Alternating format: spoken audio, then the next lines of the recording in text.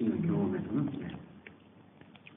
구약 안에서는 사실은 이제 예수님의 말씀이 바로 이렇게 드러나는 거예요. 어떻게 보면 저희가 그 안에서 그리스도를 찾는 거잖아요. 네, 그러다 보니까 이제 약간 확실하게 와닿는 것도 부족할 수 있고, 그렇기 때문에 조금은 이렇게 계속 균형 있게 봐주는 게 좀 좋다고 생각했습니다. 그래서 오늘은 마가복음이 총 16장으로 되어 있는데, 네, 전체적으로 한 장 한 장씩, 한 장에서 가장 중요한 부분만 지금 제가 발췌를 했습니다. 그리고 이제 그걸 이렇게 정리한 게 바로 이 책이다.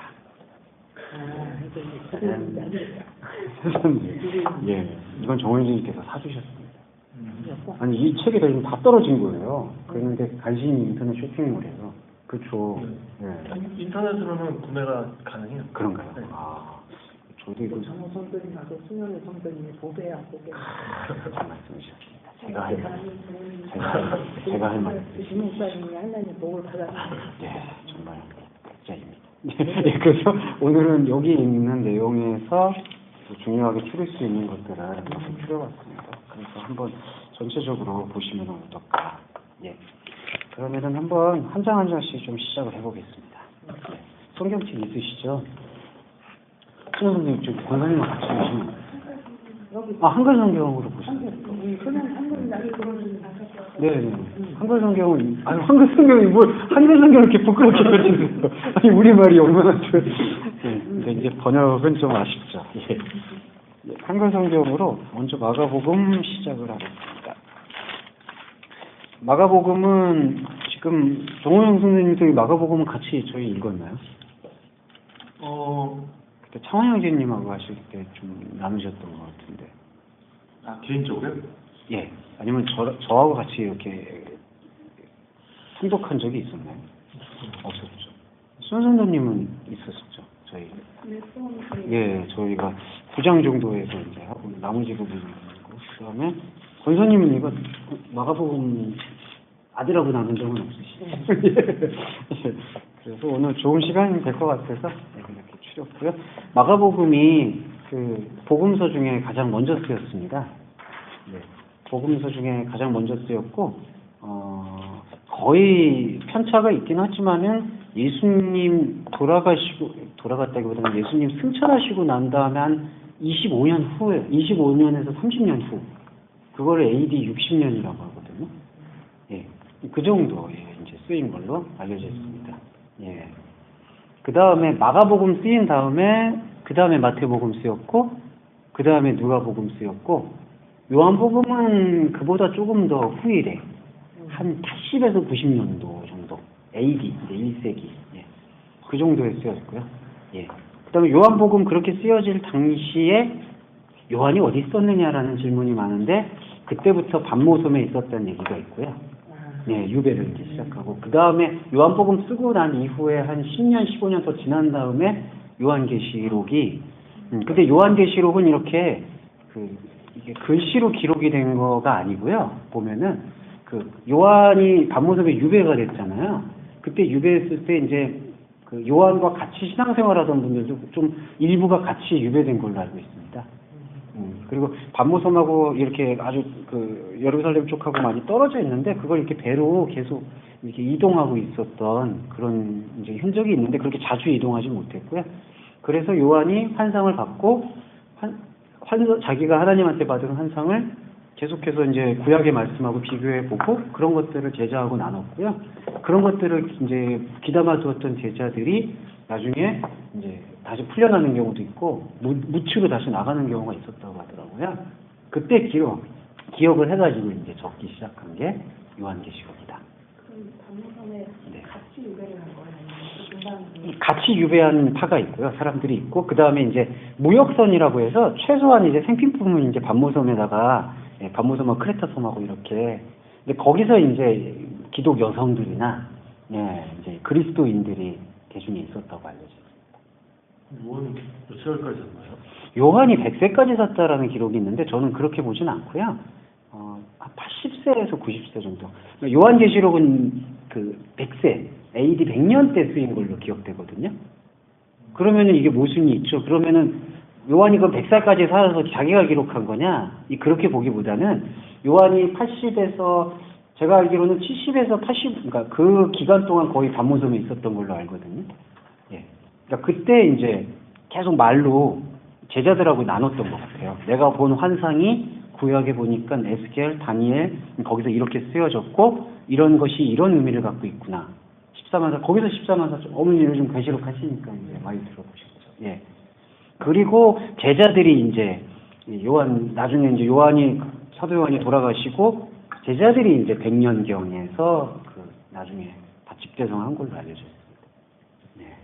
이렇게 복음의 흐름인데 이 말씀을 드리는 이유는 마가복음이 꼭 시간적으로 그게 중요한 건 아닌데 가장 예수님의 말씀과 생각에 대해서 직접적으로 담았다.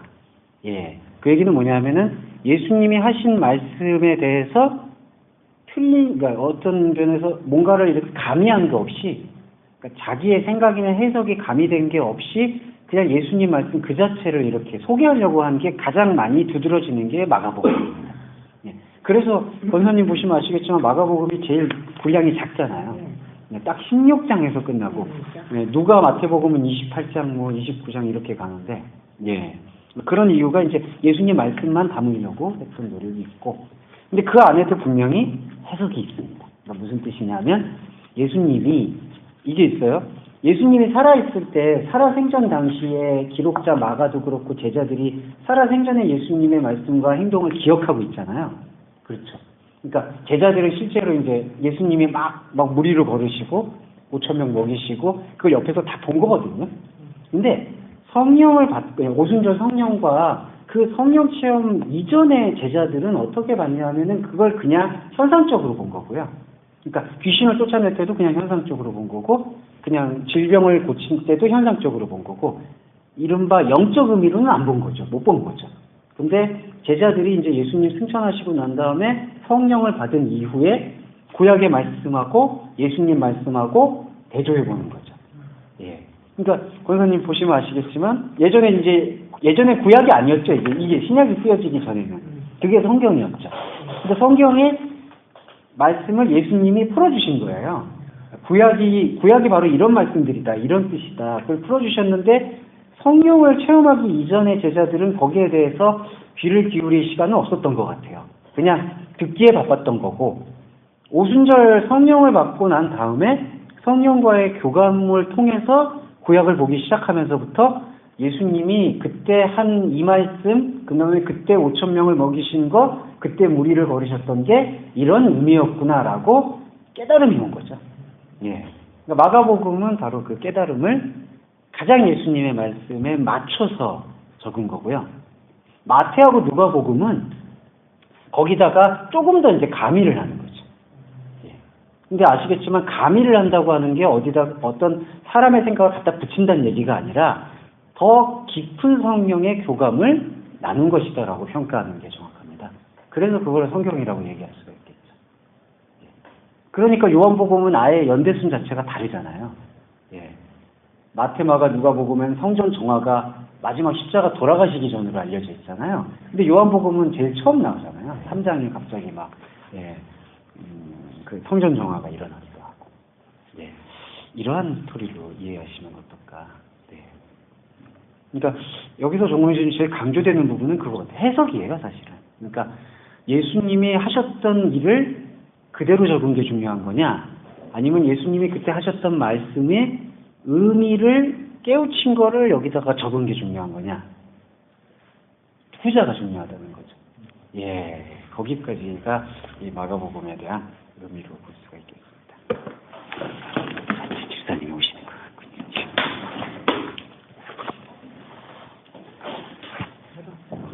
어디까지 사오셨나요? 안녕하세요. 왜 좋아지는겨? 여기.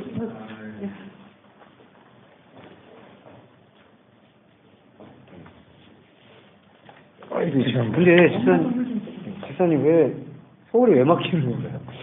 서울이 왜 막히는지 모르겠네요. 집에 안 내려가서 자기 감기가 거기 족제 다녀오는 거 아닌가?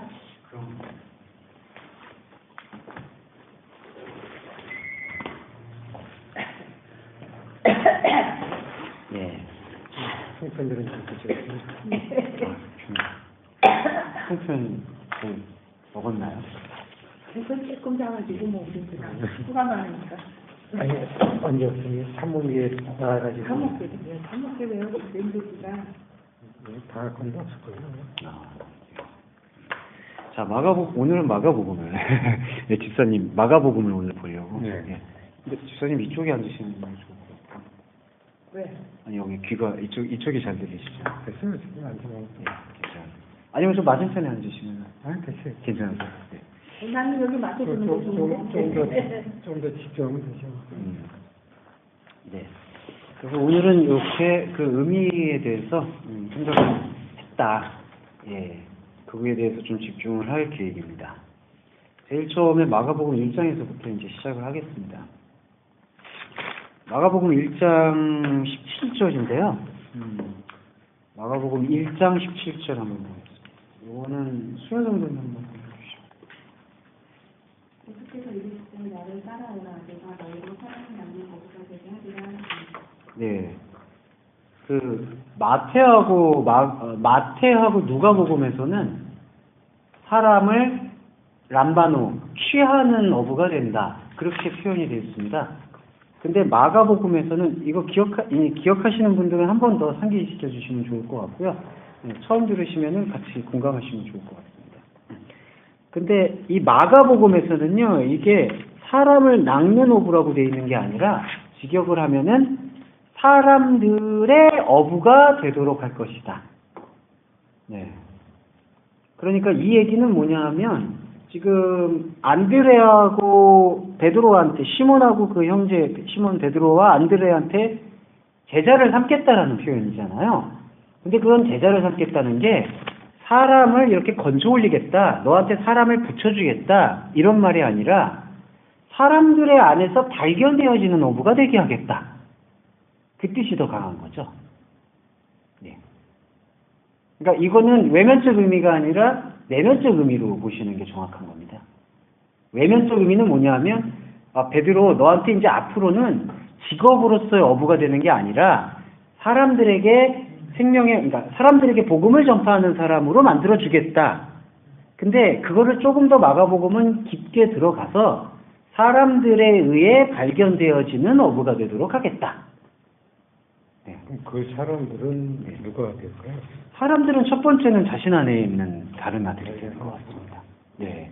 그러니까 왜냐하면은 계속해서 시몬과 안드레는 이제 그걸 깨달아 가야 되니까 내가 어떻게 하나님에 의해서 선택되어졌고 복음을 이해하게 되는가를 그게 그 사람들. 예. 그러니까 이 제자의 파송의 의미는 외부적으로 베드로가 안드레가 복음을 전달한다라는 사람만이 된다는 게 아니라 자기 안에 있는 수많은 자기의 다른 아들에게 복음을 전달할 수 있는 사람. 그런 사람이 될 수 있고. 다시 말하면 사역 측면에서 예수와 동일한 존재로 만들겠다 그런 거 똑같은 거네요. 사역적 측면, 네, 그렇죠. 네. 예수가 자기를 비유로 우리가 지금 말씀으로서 이제 예수를 발견하고자 함이잖아요. 네. 그러니까 똑같이 우리가 예수라는 존재가 돼서 이제 존재적으로 그렇기 때문은 아니지만 예. 그런 의미로의 하나가 돼서. 이 안에 이방인들 성격이 네. 예수의 앞에 나를 발견할 수 있는 그런 네, 예, 그렇게 만들겠다. 그러니까 어부라는 이 개념은 여기서 이제 물고기가 기로 올려진 상태거든요.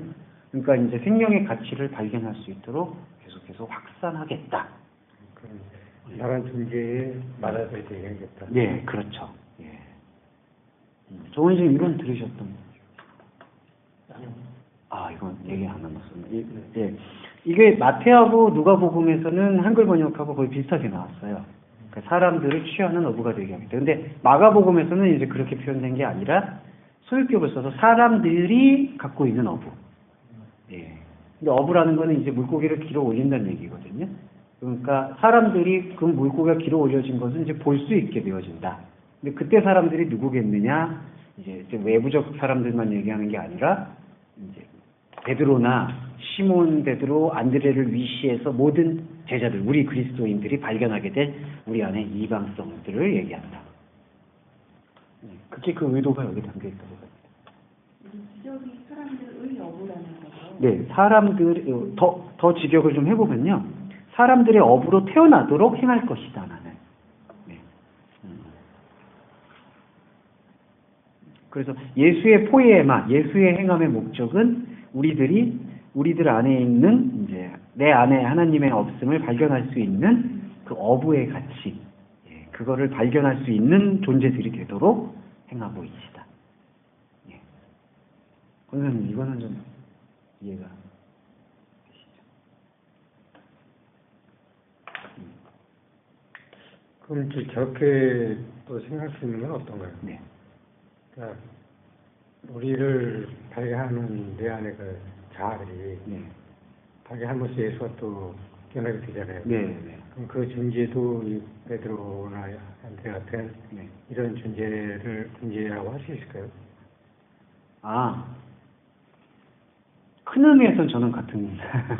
예. 그러니까 사도라는 개념이 사실은 그때 당시에만 머물러 있다라고 생각할 수는 없습니다. 그럼 이렇게 보면 네. 되겠네요. 그러니까 네. 내가 베드로라시고 네. 내가 이제 예수 위해서 네. 건진 맡아시면 네. 그때부터 이제 내 안에 따르는 예. 지체들이 네. 발견하게 되고 네. 베드로가 건져졌고 네. 이 지체들 중에는 안드레도 있었고 네. 바울도 그 안에 바울도 있었고 도마도 있었고, 예. 똑같은 동일한 동일한 존재. 그리고 더 깊이 들어가면 이제 구약의 모든 또 인물들도 이제 우리 안에서 계속 발견되어지는 거죠. 열두 예. 사도도 전부 내 안에 그런 자아가 있어요. 예, 그렇습니다. 예. 권사님, 이거는 아니 그러니까 여기 말씀대로 여기 네. 써 있는 글씨 그대로는 예, 그렇죠. 예. 네. 그러니까 네. 그냥 베드로가 앞으로 큰 사도가 될 거라 이런 얘기가 아니라, 네. 예, 우리 안에서 참사 하나님을 정말 알게 되는 사람이 되어질 거다 너가. 그건 베드로만이 아니라 이제 오늘 우리 안에. 예.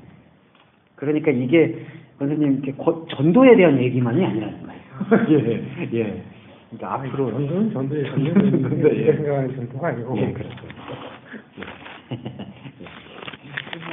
네. 자, 이게 1장에서는 제일 포인트였습니다. 계절을 불렀던 것. 예. 그 다음에 여기 하나가 더 있는데요. 1장 45절도 읽어보겠습니다. 네. 1장은 한 두 개만 봐야 될 것 같아서. 네. 1장 45절. 시간이나요? 네. 그러나 그 사람이 나가서 이민을 많이 전파하여 널리 퍼지게 하니 그러므로 예수께서 말씀을 드러나시는 드러나게 국내에 들어가지 못하시고 오직 각각 한적한 곳에 계셨으나 사방에서 사람들이 그들을 나옵니다. 네. 이게 이제 예수님의 그 말씀의 본질을 보여주는 장면입니다. 무슨 뜻이냐면 전반부에 그러나 그 사람이 나가서 이 일을 전파하여 널리 퍼지게 했다라고 되어 있잖아요. 이 사람이 누구냐 하면은 앞절을 보시면 42절에 문둥병자입니다. 예. 그렇죠. 권사님 보시죠. 예. 문둥병자한테 깨끗함을 받으라고 해서 깨끗해졌어요. 근데 예수님이 뭐라고 얘기하시냐면 누구한테 어떤 말을 섞지 말고 너의 몸을 제사장한테 보여라. 근데 이 제사장이라는 예수님의 의도는요, 이렇게 눈에 보이는 제사장을 찾아가라는 얘기가 아니라 그 너의 이 몸이 변화되고 있는 이 모습은 단지 현상적인 기적이 아니라 깨끗게 되는 거다. 도덕적 정결을 얘기하는 게 아니라 깨끗하다는 얘기는 투명하다는 거하고 똑같다는 얘기거든요. 투명하다는 것은 가리는 거 없이 볼 수 있게 되는, 누구를 가리는 거 없이 볼 수 있게 되냐? 하나님을 가리는 것 없이 이제 보게 된다는 거죠. 근데 여기서 예수님 하신 말씀에 누구에게 말을 섞지 말라는 건 무슨 뜻이냐면 하나님의 차원에서, 하늘 차원에서 주었던 말씀을 땅의 차원에 있는 생각으로 뒤섞지 말라는 뜻입니다. 근데 여기 25절에서 문둥병자, 치유받은 사람이 이 일을 많이 전파하여 널리 퍼지게 했다라고 하셨어요. 그러니까 이거는 마가복음의 내용에서는 전혀 좋은 얘기가 아니에요. 예. 그러니까 이거는 그 말씀의 세워짐이 아니라 말씀의 뜻이 그냥 현상적으로 배설되는 거예요. 네. 그러니까 예수님이 지금 사역의 방식을 지금 어떻게 하시냐면 동네 안으로 지금 들어가지 못하시다라고 표현을 했거든요. 동네라는 건 뭐냐면은 여기서 도시로 번역이 됩니다. 폴리스. 폴리스는 뭐냐면은 아고라가 숨쉬는 곳이에요. 사람의 사고 파는 가치가 같이 있는 곳입니다.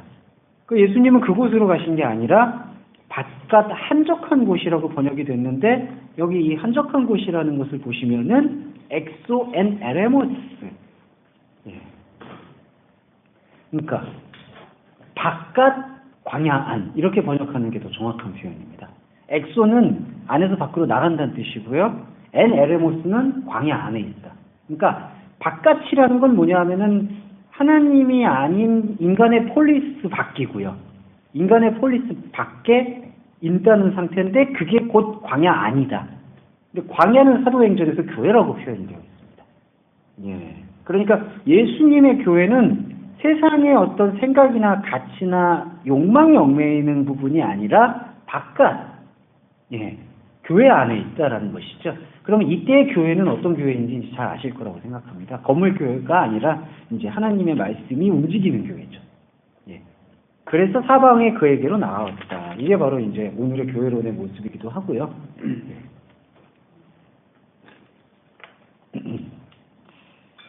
예. 그러니까 마가복음만 보면은 사실은 복음을 전달하는 전도의 방식은 오늘날의 교회의 전도 방식과는 상당히 차이가 있습니다. 오늘날의 전도 방식은 사실은 도시, 동네로 모으는 거거든요. 그 권사님 와보라는 거 많이 들어보셨어요? 그러니까 와보라 이렇게. 일단 오면 된다. 근데 와서 해결이 잘 안 돼. 아니 우리 성도분들은 정말 중요한, 그러니까 순수한 마음이신 거죠. 그러니까 이렇게 일단 교회에다가 오면 목사님의 생명의 말씀을 하시니까, 근데 이제 아쉽게도 목사님께서 아쉽게도 이렇게 많은 부분에서 생명의 말씀을 좀 인색하게 실적으로 돌아오는데, 네. 그래서 사람들에게 발견된다는데 발견된다는 건 어떤 사역인가요? 오일인가요? 잘 먹는 걸로. 네, 사역이죠. 예. 근데 이제 그게 이제 유추된 번역이다 이렇게 좀 표현하고 싶습니다. 왜냐하면 이제 사람들이 소유하고 있는 어부라는 게 이제 그 안에서 발견되었습니다. 추우세요? 집에서도 추우세요? 집에서 아, 예. 아예 끄면서 갔다 간 거. 예, 맞아요. 그냥 끄시면 조금 쾌적합니다. 집에서 45도에 있다가 거기를 깨었는데 네. 예수님이 광야 안에서 모여들었다는 게 좀 어색하더라고요. 그래서 예수님이 아니라 예수님을 쫓던 어떤 무슨 존재들이 이렇게 모여들을 텐데. 아, 이거 잘못 잘못했어요. 예수님은 아니라 예수님이 마을이 아닌 번역된 광야로 들어가니까 사람들이 모였다. 예, 이거는 좀 못하죠. 예수님이 마을이 아닌 바깥으로 번역된 광야로 나가셨습니다. 그러자 사람들이 모여들었습니다. 이제 그게 더 정확한 문장인데 제가 빨리 쓰느라고 이렇게 된 것 같아요. 자, 여기 이제 밖으로, 그 다음에 광야 안으로. 예, 여러 곳에 그가 계셨다는 거예요. 여기 보시면은 여러 곳이라기보다는요, 이제 광야 안에 있는 여러 곳에 있었다. 그렇게 번역되는 것 같아요.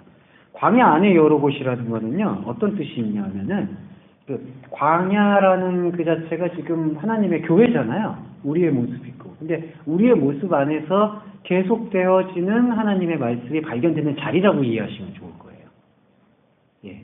광야 안에 토포스들, 장소들. 예. 그러니까 이거는 이제 영적 의미로 해석했을 때. 상황적인 거는 그냥 이제 광야 안에 여러 군데로 돌아다니셨다. 사람들이 따라다녔다라는 거고, 의미로 이제 풀어서 말씀드리는 것은 이 토포스, 이 장소인데, 이 장소는 특정한 장소가 되거든요. 공간 장소가 아니라 하나님이 말씀하시는 상태. 그럼 그 광야 안이 네. 성전 안하고 어떻게 구별이 되나요? 광야는 우리의 모습이 강하고요. 그러니까 우리가 밟아 나가야 될 어떤 인생의 과정을 지금 표현한 게 있고, 성전은 이제 그 광야 안에서 우리한테 말씀하시는 어떤 하나님의 보내신 자의 그 존재의 상태가 성전의 개념이 더 크지 않을까? 예. 안식일마다 광야 안에서 아니 성전 안에서만 설교를 했지. 네. 예. 성전 밖에서는 설교 안 했죠. 예, 그렇죠. 근데 여기서는 지금 광야 광야를 했다면은 예. 성전하고 광야하고 지금 동일시해야 되는 것이 아닌가 예. 그런 측면에서 여쭤본 거고. 예. 제가 보기에는 이 광야에서 이제 예수가 이렇게 가르치고 나서 이들이 이제 비로소 그리스도를 알았을 때 이제 또 성전 바뀌는 게 아닌가. 예, 그렇죠. 그러니까 광야와 성전은 동일하지만 이제 광야가 일단 달리 분리될 필요성이 있는 상태고. 그러니까 여기서는 상황적으로만 보면 사방으로 몰려들었다고 해서 사실은 성전화가 된 건 아니잖아요, 일단. 근데 이제 예수님은 자신의 그 행동을 통해서 지금 그걸 말씀을 성취하고 싶으시는 거죠. 그러니까 광야는 우리가 이제 교회로서 성취해 나가야 될 인생 여정이고, 근데 그 인생 여정이 그대로 그냥 인생 여정 내버려 두면 광야 교회가 되는 게 아니고, 예수님이 그곳에서 계속 이제 말씀하시는 토포스를 허락하시는 거고, 토포스가 이제 장소, 말씀하시는 곳. 이렇게 보면 되겠네요. 도시는 이제 새 예루살렘이고, 네. 새 예루살렘 밖에 있는 이 존재들, 아직은 이제 광야 교회죠. 네. 이들이 이제 예수의 가르침을 듣고 나서 비로소 우리 안으로 들어올 수 있는, 들어오는 게 이미 들어온 거죠. 이렇게 가르침을 받은 자체가. 그때는 새 예루살렘으로 부를 수 있는 상태로의 전환이 되기 때문에 이제 지금은 이제 새 예루살렘 밖 광야 안 이렇게 불러지는 그런 상태인 것 같아요. 예, 그렇게. 자, 그리고 아이고. 아이고, 안녕하세요. 어서오세요.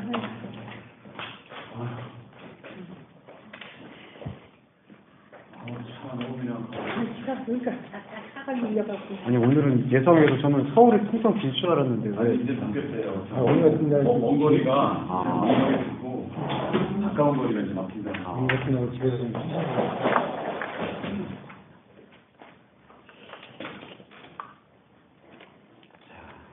여기까지가 1장의 내용이었습니다. 예, 그리고 2장은 이제 한번 또 들어가 보겠습니다.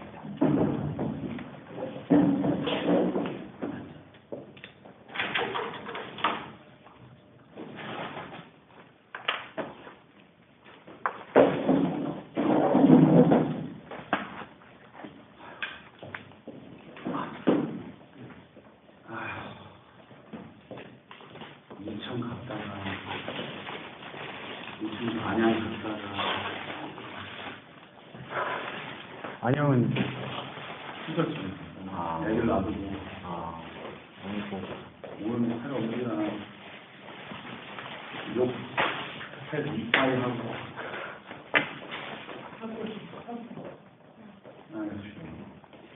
자, 그러면은 마가복음 2장으로 이제 오늘 마가복음 보고 있습니다. 이거 프린트를 보시면 되시고. 팀장님은 저희가 이제 그때 모임 때, 토요 모임 때 했던 주제들인데요. 오늘 다시 한번 확인하시는 시간을 갖는 게 좋을 것 같아요. 2장 3절하고 5절인데, 이것도 읽어주시죠.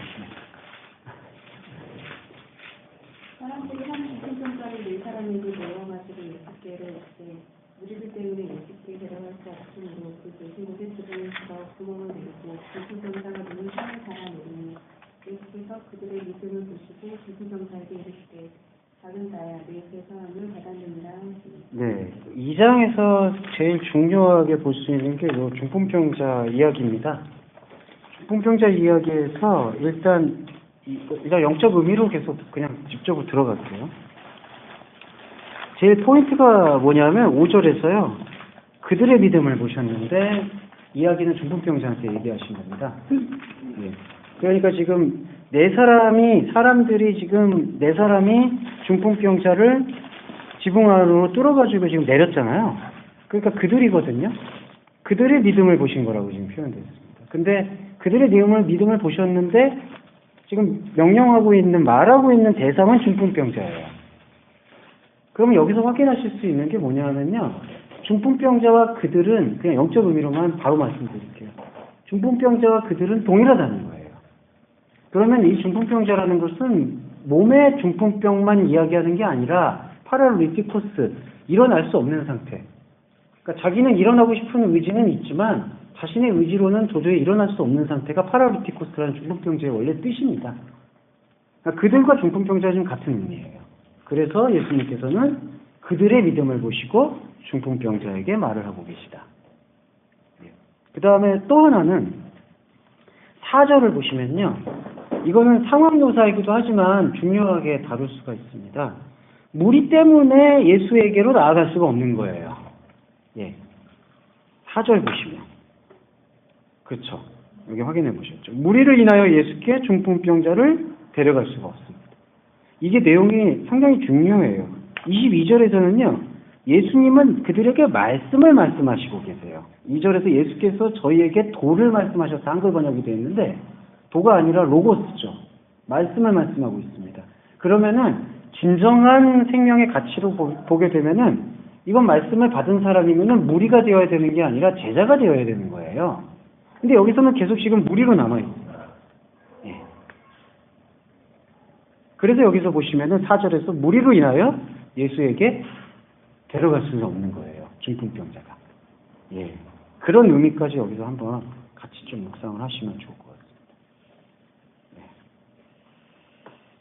자, 그리고 마지막으로 죄사함을 받았다라고 하잖아요. 이제 이런 것들은 한번 이제 전체적으로 확증을 하시는 차원에서 말씀을 드리면 여기서 죄를 사한다는 게 무엇이냐? 중풍병자가 잘못해가지고 그 병 때문에 죄가 돼서 그러니까 당신의 죄 때문에 중풍병에 걸려 있다. 그러니까 내가 그 죄를 해결해 주겠다. 그 얘기는 무슨 뜻이냐면 중풍병자가 자기가 뭔가를 잘못했든지 자신의 아버지 때에서 뭔가를 잘못했든지 그래서 죄가 생겼고 그 죄를 예수님이 해결해 주시겠다라는 뜻으로 읽을 수가 있는 거예요. 근데 그게 아니에요. 예. 그럼 여기서 죄를 사한다는 건 어떤 뜻이냐 하면은 이제 죄가 무엇인지를 알려주겠다. 근데 그게 어떤 뜻이냐면은 죄가 무엇인지를 알려준다는 것은 우리가 하나님과 다르다는 사실을 알려주시는 거거든요. 그걸 누가 알려주시느냐? 하나님이 보내신 자 예수 그리스도가 알려주시니까 너의 죄가 사함을 받았다라고 이야기한다는 거죠. 예, 예. 그러니까 이거는 결정적 차이가 있어요. 무슨 뜻이냐면 아까 거듭 말씀드리지만 중풍병자가 자기가 뭘 잘못하거나 부모님이 뭔가를 잘못한 그 죄 때문에 그 불교에서는 죄업이라고 얘기하죠. 그 죄업 때문에 지금 이렇게 중풍병에 걸린 거야. 예수님이 내가 와서 그 부모들의 죄와 너가 지었던 그 잘못된 죄를 사해주겠어. 이 얘기가 아니라는 거예요. 예. 이게 뭐 병이 걸리든 뭐 그래서 잘안 돼서 그러면 죄 때문에 그렇다. 아니에요. 예, 그거는 그냥 병은 우리가 갖고 있는 몸에 어떤 불시에 다칠 수 있는 아픔일 수가 있는 거예요. 예. 그리고 그거는 그냥 몸의 관리나 아니면 그런 것도 있고 아니면은 그 관리를 잘하셔도 보험이 생기는 경우도 있는 거고. 예. 그러니까 그 관계는 그렇게 이해하시는 거는 곤란하다. 가게의 흐름. 그렇죠. 이제 그게 그런 게 잘못된 거예요. 가게의 흐름. 예. 근데 그렇게 얘기하는데 그러니까 그 부분이 이제 죄를 제대로 인식해야 될 부분이에요. 그러니까 예수님이 말씀하시는 죄는 그 죄를 얘기하시는 게 아니에요. 근데 우리 기대는 예수님이 그러한 저주를 끊어내는 분으로 생각한다는 거죠. 이게 여기서 좀 이제 생각의 차이를 이제 바꿔야 될 필요가 있어요. 그래서 이제 조상들이 지은 게 예. 그 영양으로 인해서 뭐 이렇게 네. 나오잖아요. 예. 근데 영향은 그렇게 그냥 이런 거 그냥 부모님이 혹시 만약에 당뇨가 죄송합니다. 죄송해요. 그냥 부모님이 신체적으로 만약에 뭐 어떤 당뇨인자가 있다. 그걸 물려. 근데 그게 죄인가요? 그건 죄가 아니에요. 그건 아니지. 예. 근데 그거를 갖다가 뭔가 조상분들이 뭔가 잘못하고 우상을 숭배해서 그게 내려왔다. 그렇게 보는 것들은 이제 고리를 끊고 가야 돼요. 그건 그래 못 받았다. 네. 시간이 그냥 잊었다. 예. 모였다. 쓸었다. 이런 게 다 이제 이루어지는 거죠. 예. 그런 거는 이제 끊어내는 거죠. 그 제자한테는 이제 미완료도 아니고 예. 한계 완료거든요. 예. 가르쳐 주겠다. 예. 그러니까 조금 뉘앙스가 좀 다르지 않나요? 어떤 그러니까 현재적인 제자 같은 것을 가르쳐 주겠다 그러면 아직 안 가르치는 거죠. 쉽게 말하면. 근데 시제는 분명히 현재 완료거든요. 이건 완료 시제죠. 네. 예. 그러니까 용서되어져 있다. 사하여졌다. 용서되어져 예. 있다. 일단 그 해석 자체는 용서돼 있다. 예. 저는 그게 왜 용서되는지 가르칠 수 있다. 예. 그렇게 해석이 들어가야 되지 않을까 싶어요. 예, 그렇죠. 그러니까 이것이 지금 하나님 예수님의 관점에서는 완료 시제라는 거는 사건이 지금 이제 드러난 거고 네. 완료 시제라는 거의 또 하나 특징 현재 완료는 그 드러난 사건이 지금도 영향을 미치고 있다는 것이니까 드러난 사건은 하나님이 보내신 자인 예수가 나가 이 하마르티아가 무엇인가를 이제 알려주는 존재다. 그리고 그것이 계속해서 이제 알려질 것이다. 내용 같은 경우는 알려주겠다 그랬으니까 네. 근데 지금 알려줄 수 있는 상태잖아요. 미열로잖아요. 듣지 못한 상태잖아요. 알려주겠다라는 네. 거예요. 그러니까는 아니 그게 그러니까 나라는 존재가 지금 왔다. 이제 이거는 알려진 거고 그 다음에 이게 풀어질 것이다. 예, 그렇게 이해하시면 돼요. 제가 무엇인지를 알려주겠다는 건 예수님이 얘기하시는 그렇죠. 그리고 알려주겠다라는 것 안에는 내가 하마르티아가 무엇인지에 대해서 알려줄 수 있는 중심이고, 내가 온 것이 이제 알려진 것이고, 근데 우리는 또 그걸 이제 알아가는 거잖아요. 말씀을 통해서. 예, 그런 의미가 담겨요. 예수님은 어떻게 보면 예수라는 이름 자체가 죄에서 구원하잖아요. 예, 그렇죠. 예. 그 자체가 일단 죄를 해결할 수 있는 오신 건 확실한 거예요. 예. 그렇죠? 예. 그 의미는 우리가 모르지만 예.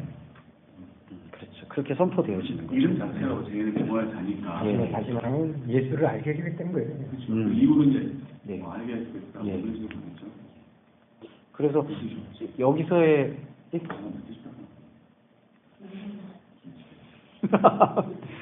예, 여기서의 죄사함은 바로 그 개념을 다르게 하셔야 된다라는 걸 볼 수가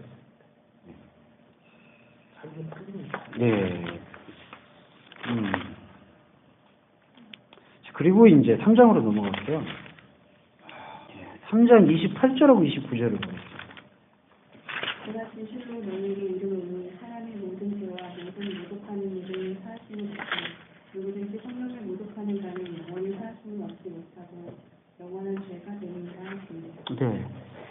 이거를 조건절로 보면은 좀 곤란해요. 무슨 말씀이냐 하면, 사람이 앞으로도 모든 죄와 회방하는 회방들은 용서함을 받을 수 있으나, 성령을 회방하는 것만큼은 용서받지 못한다. 예, 그런 의미로 알려져 있는데, 이런 거는 해석을 좀 드리겠습니다. 이거는 성령만 회방하는 거는 사함 못 받고 다른 거는 다 사함 받을 수 있다라는 뜻이 아니라, 앞에서 28절에서 말하고 있는 사람의 모든 죄와 회방이라는 것은 지금 하나님을 모르고 있는 상태 속에서 벌어지고 있는 모든 일들이라는 거예요. 예. 그러니까요, 28절에서 만약에 이 상태에서 하나님에 대한 받아들임이 없으면 그거는 사하심 자체가 성립이 안 되는 거예요. 예. 그러니까 이게 좀 간단한 얘기지만 복잡한 게 28절에서 사람의 모든 죄와 회방하는 회방이 지금 우리의 상태예요. 성령을 받아들이지 못하고 있는 상태. 근데 그게 어떻게 사하심을 가능하냐? 하나님이 보내신 자 그리스도를 통해서 그것이 내가 하고 있는 모든 말과 생각과 행위가 죄와 회방이었구나, 플랫폼하구나. 그거를 인식하게 되면은 이제 사함이 일어난다라는 거죠. 근데 29절에서 성령을 회방하는 자는 사하심을 영원히 얻지 못한다. 그거는 다시 28절로 돌아가 보면 지금 영에 관계 맺지 못하고 있는 모든 일들을 하고 있는 상태가 그 성령을 회방하고 있는 상태라는 거죠. 네, 그렇게 이해하시면 좋을 것 같아요. 그러니까 그냥 아니 이러니까 네. 성령과 예수를 네. 따로 두고 생각하잖아요. 예, 그렇죠.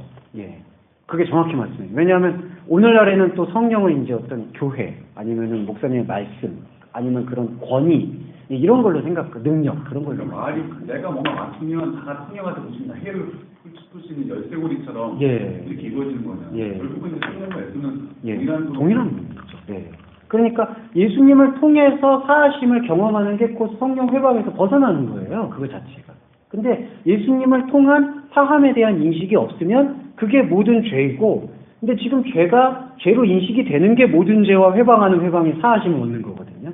근데 그 사하심에 대한 인식이 아예 없으면 그 자체가 지금 성령을 회방하고 있다라는 것이죠. 죽어 있다라는 것. 네. 우리 목사님께서 택수 있잖아요. 하나님께서 네. 성령이라는 그 개념을 자기가 백성 안에 깔아놓고 네. 그런 하신 적이 있죠. 예, 성령이죠. 예. 예.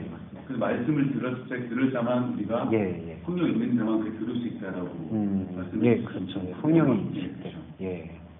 그러니까 28절에서 사하심을 얻어야 하는 게 우리의 이제 그 어떤 존재의 목적인데 그게 이루어지지 않고 있는 상태 자체가 성령을 회방하고 있는 상태다. 예. 그러니까 어떤 죄들은 지어도 되는데 성령 회방하는 죄만 지으면 안 된다. 이게 아니라는 거예요. 이 자체도. 예. 예수를 모르는 거잖아요. 예. 그러다 보니까 권사님 이게 어디하고 연결이 되냐면 어떻게 해석을 하냐면 사망에 이르는 죄가 있고 사망에 이르지 않는 죄가 있다고 얘기하거든요. 그러니까 어떤 거는 회개하면은 그러니까 그때 회개가 이제 본질 회개가 아니라 어떤 죄는 회개하면은 용서받는 죄가 있지만 정말 용서받지 못하는 죄가 있다. 그거를 성령 회방죄하고 동일시해요. 그렇게 네. 써 있잖아요. 예, 근데 이제 이 논점이 아까 말씀드렸듯이 하나님에 대해서 모르고 있는 상태, 하나님에 의해서 말씀을 열릴 수 있는 것들을 거부하는 상태 자체가 성령 회방이라는 거죠. 예. 그러니까 그런 성령 회방하는 게 사하심을 받는다는 게 말이 안 되는 거죠. 무슨 소리지? 예. 너무 설교하고 재밌게 해놨어. 제가 설교 딱 찍어갖고 재밌게 해놨어. 아, 맞아요, 진짜. 이게 가로막이. 어떻게 됐잖아요. 네. 이쪽으로만 다 순자게끔 듣게끔 만들어놨어. 그러니까 구조가 딱 그렇게 되어 여기 있는 성경이 거예요. 붙어 있을 거예요. 예.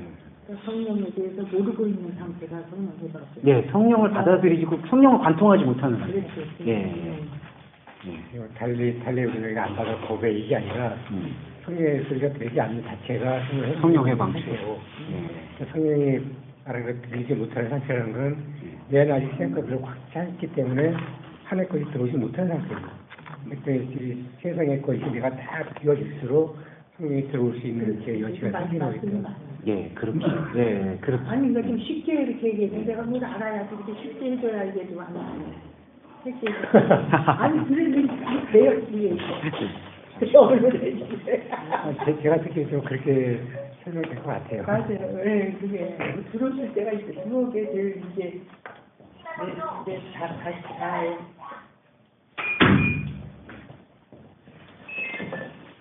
그 성령 해방죄는 그렇게 생각하시면 될 것 같습니다. 예, 그래서 뭐 여기 계신 분들은 다 이제 이해하시겠지만 더 한 번 말씀드리면 이건 뭐 목사님 욕한다고 성령 해방죄 아니고요. 예, 그리고 뭐 교권에 도전한다 성령 해방 아니고 예, 그런 것과 이제 전혀 다르게 조금 분리하셔서 생각하시면 좋겠습니다. 그렇다고 뭐 일부러 욕을 하실 필요는 없겠지요. 아이고, 단지 눈이 마주친 것 뿐입니다. 예. 조은주님 여기 혹시 성령 해방죄는 저번에 들으신 적? 아니, 지금 예.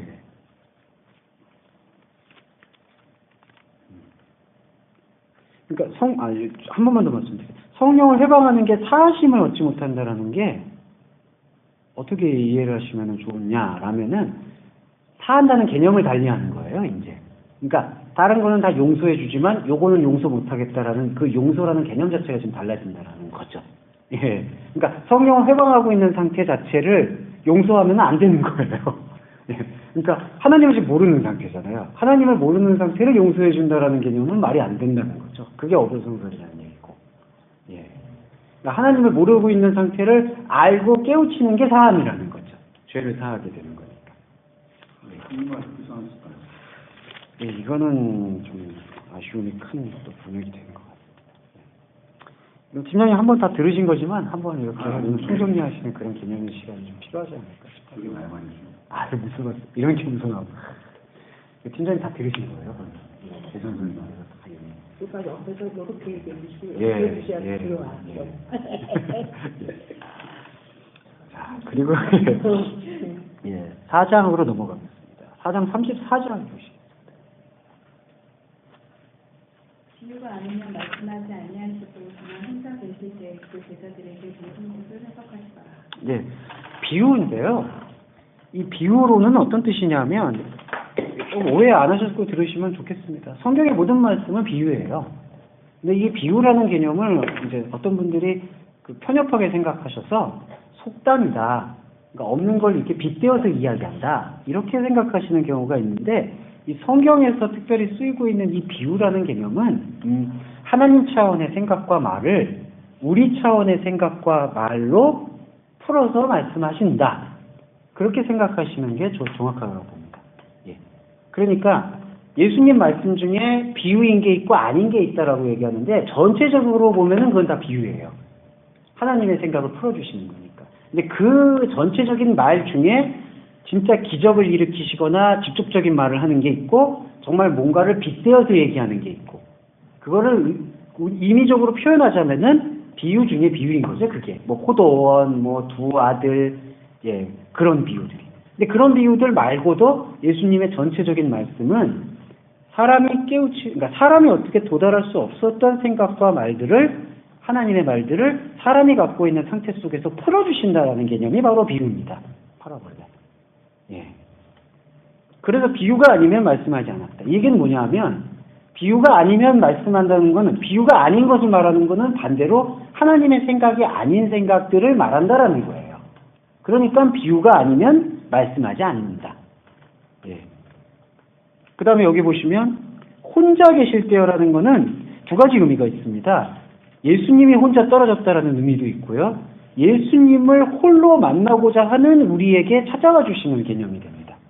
혼자 계실 때. 그러니까 예수님이 혼자 계실 때에 제자들에게 모든 것을 풀어주셨다. 이게 특정 제자들한테만 의미되는 게 아니라 이제 제자라고 얘기한다라는 부분은 예수님을 홀로 보겠다라는 의지를 갖고 있는 사람들이죠. 그 혼자라는 개념은 뭐냐 하면은 이제 이것을 밖에서 찾을 것이 아니라 우리의 마음 안에서 찾겠다라는 뜻을 이제 공감하고 있는 사람들을 혼자 있는 사람들. 예.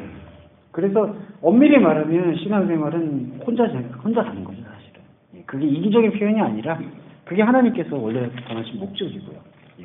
근데 우리의 공동체는 그렇게 혼자 걸어가는 길을 이게 정서적으로나 아니면 말씀을 해석하는 데 있어서 엇나가지 않도록 파라포토마하지 않도록 계속해서 붙잡아주고 격려하고 위로하는 그러한 공동체로서 이제 존재하는 것이죠.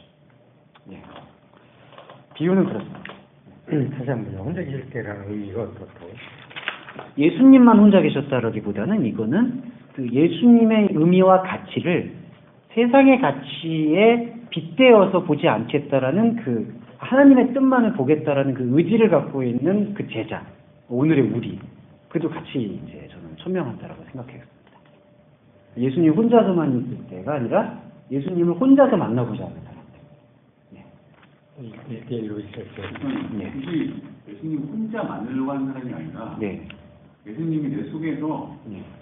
말씀으로 딱 뭔가 연합체가 된다는 거 예. 그런 거 아닙니까? 예, 그렇죠. 예. 그러니까 그분의 독생자 개념은 우리 안에서 다른 모든 코스모스를 끊어내고 하나님과 온전하게 하나로 이어주겠다라는 연합의 의지를 밝히신 거니까. 순간 잘못해서 문 앞에 서서 내가 도저히 하나님 만나주신다. 네.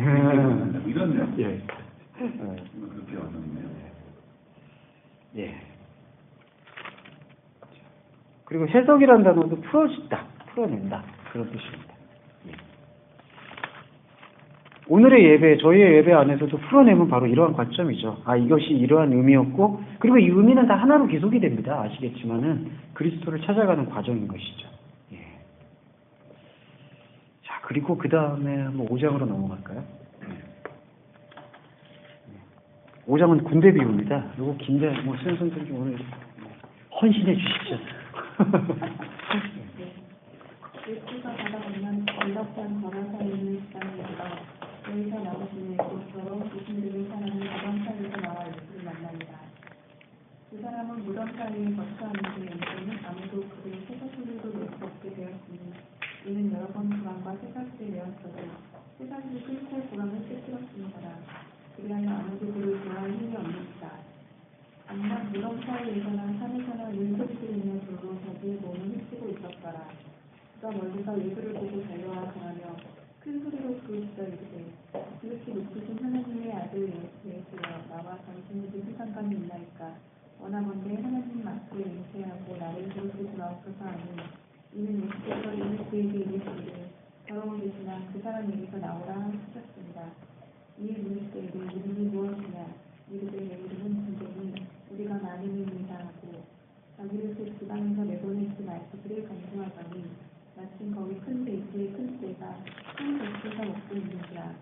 이에 간구하여 이르되 우리를 돼지에게로 보내면 들어가게 하소서 하니 허락하신데 더러운 귀신들이 나와서 돼지에게 들어가매 거의 6,000마리의 되는 떼가 바다를 향하여 빗살로 내리다가 바다에서 물살하거늘 떤 자들이 도망하여 음료와 여러 마음을 말하니 사람들이 어떻게 되었는지 물어와서 예수께 이르러 그 귀신이 들렸던다. 곧 군대 귀신 쳤던 자가 옷을 입고 점심에 운전하여 앉은 것을 보고 두려워하더라. 이에 귀신 17절까지. 들렸던 자가 당한 것과 그의 일을 본 자들이 그에게 알리매 그들이 예수께 그 지방에서 떠나기를 간구하더라. 네. 자, 이게 중요한 비유 중에 하나입니다. 일단 결론적인 부분들을 같이 나눌게요. 무덤 사이에 지금 군대 귀신 들린 자가 있잖아요. 이 군대 귀신 들린 자는 곧 거라사 지방 사람들의 모습입니다. 예. 이 왜 이제 나중에 좀 자세하게 설명을 드리겠지만 딱 이게 이렇게 보시면 돼요. 아니, 그거는 끝낼 수 있어요. 예, 예, 예.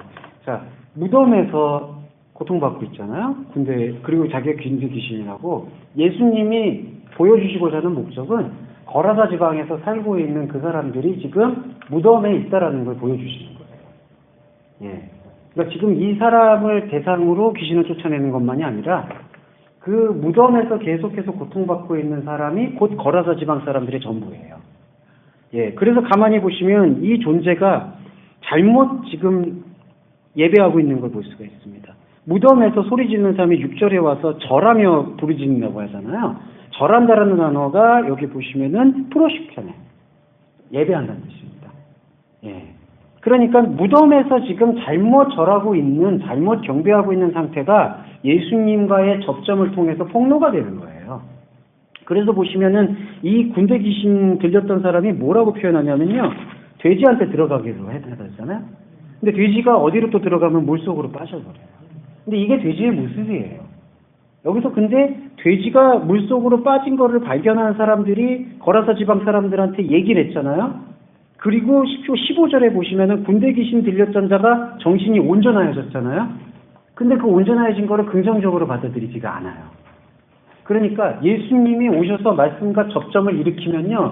우리는 진짜 나를 찾는 거예요. 근데 거라사 지방 사람들이라고 대표되는 사람들은 정신이 진짜 온전한 사람. 하나님께서 진짜 사람이라고, 이게 나야, 이게 너야, 이게 진짜 나와 함께하는 사람이야 라고 보여준 사람을 내쫓아요. 17절에서 예수가 그 지경에서 떠나시기를 간청하다. 이것도 예배예요. 예. 이렇게 이해하실 수 있겠습니다. 그러니까 정신이 온전한 상태를 못 견디는 거예요. 예. 거라사 지방 사람들이. 예. 어떠세요? 이거 보면. 예전에 정말 처음 듣는 얘기가 있었는데. 요 정도가 전부입니다. 그리고 돼지가 바다로 들어간다.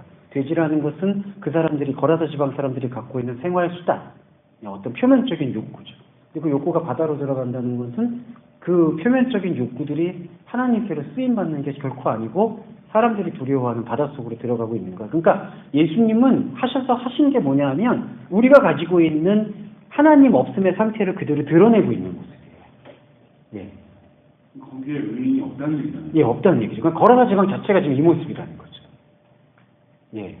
근데 그걸 보고, 그걸 본 게 정신이 온전하다는 거예요. 예. 그러니까 그거를 이해하고 그거에 대해서 고백할 수 있는 사람이 하나님 앞에 선 나라는 거예요. 근데 그걸 지금 못 견뎌 하는 게 거라사 지방 사람들의 지금 충동입니다. 그래서 쫓아내는 거죠. 그 지방에서 나가기를. 결국 이거는 보면 말씀을 만약에 사람이 말씀 받아들인 사람의 개념과 말씀을 받아들이지 않고 일어난다는 개념 자체를 그냥 봤을 적에 물론 말씀 받아들이지 않는 사람이잖아요. 네, 그렇죠. 실제적으로 받아들이지 않는 사람들의 죽음에 대해서 말씀하시는 거고 두 번째로는 그 내 모습도 거기 붙일 수 있다는 걸 말하는 거죠. 그렇죠. 예. 성경의 목적이나 가장 큰 틀은 우리의 모습을 발견하게 해주는 데 있습니다. 군대 어떻게 군대 귀신 나와요? 예, 군대 귀신. 군대 귀신 자체는 우리가 갖고 있는 사람들이 갖고 있는 소유하고 있는 그런 맞죠. 욕망을 갖고 있는 거예요. 그 욕망을 이렇게 예수님이 드러내신 거예요. 너가 갖고 있는 게 그거야. 그리고 아까 절한다라는 개념이 예배한다는 건데 바로 그 군대의 것을 지금 절하고 있는 거야. 그런 것들을 이렇게 드러내시는 거예요. 결국에는 너희가 그렇게 절하고 얘기한다가는 바다에 빠진다. 그렇죠. 예. 그리고 이미 어떻게 보면 이미 빠져 있는 거고, 그걸 이렇게 표면으로 드러내시는 두 가지로 보시는 거예요. 하나는 긍정적인 측면을 보시는 거고, 부정적인 사람들의 그냥 모습을 그러니까 저 모습 보고 내가 이렇게 감사하다는 모습을 쓰는 거고, 저 모습에서 내가 수용된다는 모습을 볼 수 있는 거예요. 두 가지 같이 보시는 거예요. 두 가지를 같이 이해하시면 될 것 같아요. 그리고 여기에 포인트는 정신이 온전한 존재가 있다는 거예요. 그러니까 내 모습이 이런 모습이었구나라는 걸 발견한다는 게 단순히 내 모습이 이런 모습이었으니까 나는 이렇게 이제 그렇게 살지 말고 이렇게 살아야지가 아니라 이 모습을 알게 된다라는 것 자체가 하나님과 교제하고 있는 내가 세워졌다라는 걸 확증하고 있는 거죠. 거기까지만 들어가시면 좋을 것 같아요. 그러니까 마치 이제 어떤 교훈처럼 나는 저렇게 되지 마라 이런 게 아니라 저렇게 있는 나의 상태를 보여주시고 있는 그 존재가 지금 나와 함께 있구나.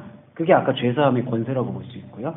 그런 존재가 함께 있을 때 나는 온전한 하나님 앞에 온전한 자가 될 수가 있구나.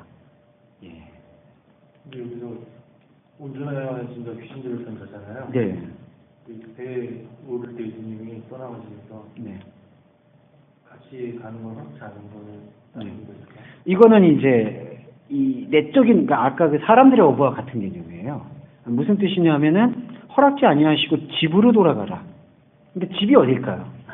무덤으로 들어가라는 얘기죠. 그 얘기는 뭐냐면은 이 무덤 안에서 어떤 일이 이게 왜 무덤인지 어떤 무덤인지 너가 말씀을 받은 자라면은 그것을 너가 있는 자리에서 얘기해라. 광야 교회 안에서 얘기하라는 뜻이죠. 그러니까 여기서는 예수님한테 귀신 들렸던 사람이 쫓아가려는 거는 무리들이 쫓아가는 행동이 되는 거예요. 예. 그러니까 예수님이 원하시는 거는 바로 우리가 지금 있는 이 자리가 하나님과 대적되어 있는 것으로 꽉 차 있는 자리다라는 사실을 내가 살고 있는 집한테 계속해서 증거해야 되는 오펠레마, 의무를 갖고 있다는 거죠. 그 목사님, 네. 방금 이제 네. 배에 타서 쫓아지 말라고 한 말이 그냥 다른 우리 마가복음에서 경고처럼 나왔을 적에 네. 놀라서 너희가 나의 경고처럼 말하지 말아라는 네. 얘기잖아. 예. 이건 어떤 의미가 있다고 생각드냐면 예. 너나 의지하지 말아라. 그렇죠. 예수님 의지하는 건 뭐 맞잖아요. 그렇죠. 예. 근데 그게 아니라 예. 나의 그 신통함에 대해 그렇죠. 신통한 거죠. 그러니까 나의 현상에 대해서 의지하는 그런 거에 대해서 의지하는 거는 나는 원치 않는다라는 예. 메시지가 있을 수 있지 않을까. 그렇죠. 예, 그렇죠.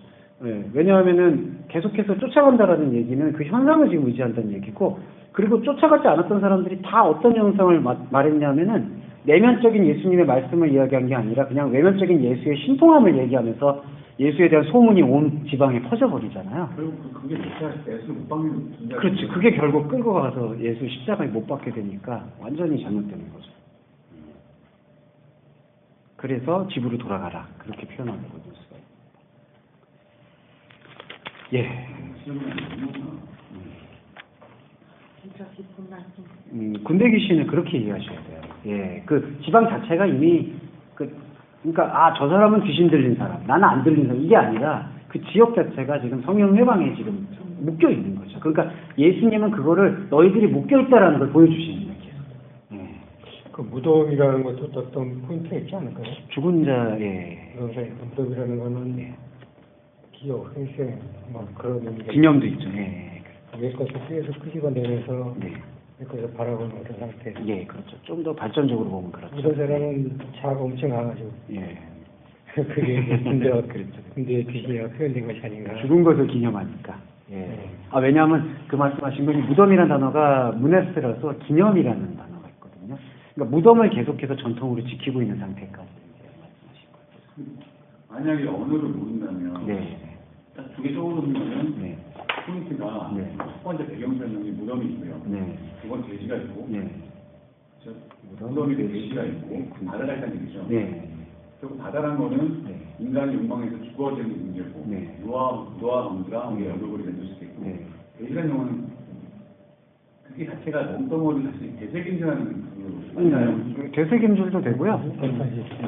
그리고 어떤 돼지가 성경에는 어떤 존재인가요? 돼지가 갖고 있는 것은 사실은 일방향성 혹은 표면적인 욕구에 얽매여 있는 상태로 대부분 쓰이고 있는 거죠.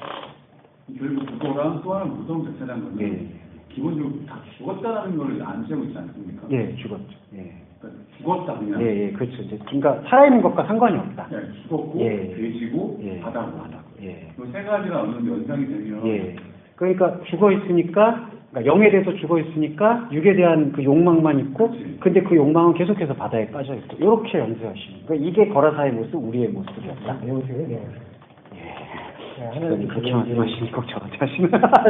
제 모습 정화는 그런 내가 무덤이고 그 욕망 덩어리가 이제 예수 위에서 바다 위에 던져져 버리는 그런 이제 예수가 말한 그 사람들로부터 발견되는 어부가 되는 과정이죠. 예. 예. 그리고 조금 더 들어가서 6장 보겠습니다. 6장은 제자파송인데 이 제자파송의 의미심장에서 좀 나누려고요. 6장 7절에서 13절인데 그냥 7절만 읽어주시면 좋겠어요. 열두 제자를 부르사 그리스도시이며 더러운 것을 좋아하는 정한 주시고. 예. 안타깝다기보다는요. 더러운 죄원을 제어한다는 뜻은 여기 이제 원전에는 없습니다. 더러운 영들의 권세를 주셨다. 예. 그러니까 이게 이제 해석이 좀 필요한 부분이에요. 더러운 영들의 권세를 주셨다. 그러니까 어떤 권세냐? 귀신을 쫓아내는 권세를 주신 게 아니라 더러운 영이 어떤 상태인지를 볼 수 있는 권세를 주셨다. 예. 그러니까 제자들이 그걸 보는 거죠. 예. 그러니까 권세라는 것 자체는 우리 사람이 생각하는 권세는 내가 힘을 받아서 써서 입증받는 걸 얘기하잖아요. 근데 예수님이 생각하시는 제자의 권세는 우리 안에 하나님의 영을 제대로 볼 수 없을 것으로 꽉 차 있음을 보여주시는 거예요. 예. 그리고 제자들이 실제로 증거하고 있는 말씀이 바로 그런 것들이고 우리도 지금 그걸 증거하고 있고요. 예. 이걸 이해하시면은 제자라는 게 어떤 뜻인지를 정확히 규정할 수 있을 것 같아서 나눴습니다. 제자는 뭐 큰 의미가 있나요? 제자가 배운다라는 의미라서 근데 제자가 되는 거 아니에요? 예, 그렇죠. 그리스도인과 제자를 사실 같이 보는 게 정확한 건데. 네. 이거는 사람들의 어부와 거의 비슷한 의미인데. 네. 저런 것도 있어요.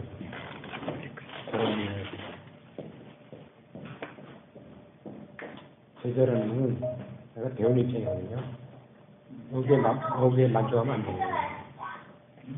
선생님이 그렇게까지 가야 되는지 그냥 예수의 제자를 해가지고 구원받았다 이렇게 딱 단정할 수는 없다는 얘기죠. 그러면 날마다 예수와 함께 걸어가야 되는 얘기죠. 조금 안다고 못될 게 아니라 평생 같은 평생 하도 못 배운 게 배운 거구나 이런 심정으로 계속 예수와 동행이 아닙니다. 성과라는 사람도 대단한 맞아, 그렇죠. 힘이 없어서 맞아. 여러 가지 있습니다. 그래서 이건 좀 더러운 영들의 권세를 준다. 근데 이제 지팡이 네.